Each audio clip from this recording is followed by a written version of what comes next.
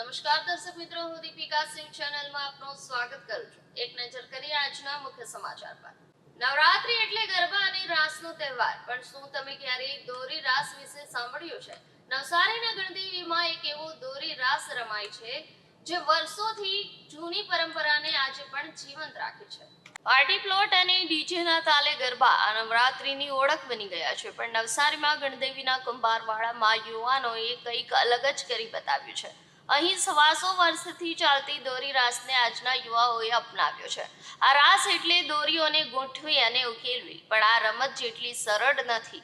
આ રાસમાં તાજગી, એકાગ્રતા અને સંતુલન જરૂરી છે। સૌથી મોટી વાત એ છે કે આ રાસ એક જૂની પરંપરાનો ભાગ છે, પણ અહીં કોઈ ડ્રેસ કોડ નથી, કોઈ નિયમો નથી, બસ મન ભરીને રાસ રમવાની મોજ છે।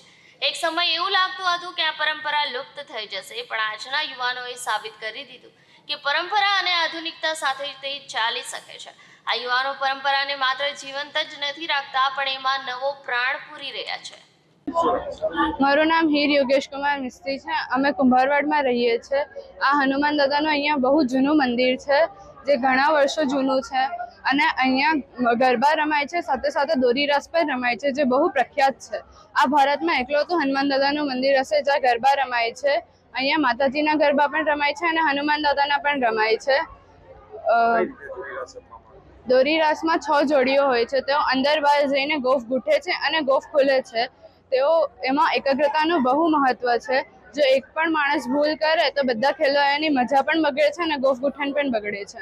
અત્યારના સમયે બહાર જવાનું વધારે લોકો પસંદ કરતા છે ગરબા માટે, તમે જે શેરીમાં રમો છો શું કહેશો?